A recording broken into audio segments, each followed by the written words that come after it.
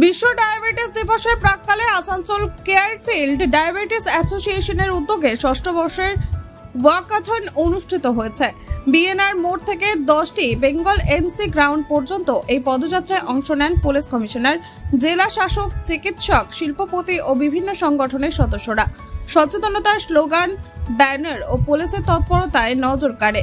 চিকিৎসকদের মতে ডায়াবেটিস রোধে নিয়মিত হাঁটা, ব্যায়াম, সঠিক খাদ্যাভ্যাস অত্যন্ত জরুরি। মূল বার্তা, হাঁটুন, সুস্থ থাকুন, আজকেই যত্ন, আগামী দিনের সুরক্ষা। এই দিনটাকে এত সুন্দরভাবে আজকে পালন করা হচ্ছে। আসানসোল কোলফিল্ড ডায়াবেটিক আমাদের অ্যাসোসিয়েশন, তাদের কর্ণধাররা এখানে উপস্থিত রয়েছেন এবং বহুদিন আগের থেকে আমাকে এই অনুষ্ঠানে আসার জন্য আমাদের ডক্টর সিদ্ধার্থ ব্যানার্জি এবং সত্যজিৎ রায় আমাকে বলছিলেন এবং এর আগেও আমি এসেছি।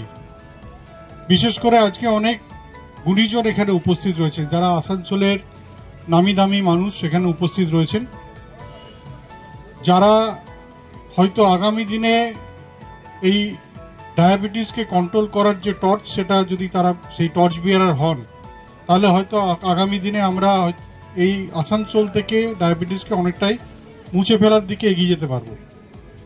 কারণ ডায়াবেটিস আমরা জানি, এখানে অনেক ডাক্তারবাবুরা আছেন, তারা বলবেন যে এটা একটা লাইফস্টাইল ডিজিজ এবং বিশেষ করে আমাদের যে জীবন যাত্রা এবং যে আমরা যেভাবে জীবনযাপন করি, যাতে আমাদের এই সময়ে মানে ইদানিং কালে আমরা দেখেছি যে অনেক আমরা জাঙ্ক ফুডস খাই, আমাদের একটা সেডেন্টারি লাইফ আমরা লিড করি, তো সেই কারণে ডায়াবেটিস অনেক বেড়ে যাচ্ছে। তাই মানুষকে যদি সচেতন করা যায় এবং তার লাইফস্টাইল চেঞ্জ যদি করা যায়, তাহলে এই ডায়াবেটিসকে অনেকটাই কন্ট্রোল করা হবে। কারণ ডায়াবেটিসকে সাইলেন্ট কিলার বলা হয় এবং ডায়াবেটিস একজন মানুষকে হয়তো একদম সঙ্গে সঙ্গে কোনো ক্ষতি করে না, কিন্তু ধীরে ধীরে মানুষের নানান যে অর্গানসগুলো আছে সেগুলোকে অকেজো করে দেয়। তাই আমি আশা করব যে আমাদের সকলের কর্তব্য যে মানুষকে সচেতন করা এবং যদি একটা ভালো লাইফস্টাইল তারা লিড করে, ভালো ডায়েট করে, তাহলে কিন্তু আগামী দিনে ডায়াবেটিসকে আমরা অনেকটাই কন্ট্রোলে রাখতে পারবো। এবং যেটা সিদ্ধার্থ বলছিল যে প্রায় 50% এখন ডায়াবেটিক, তাই এই পার্সেন্টেজটাকে আমরা কতটা কমাতে পারবো, এটাই আমাদের কাছে একটা চ্যালেঞ্জ।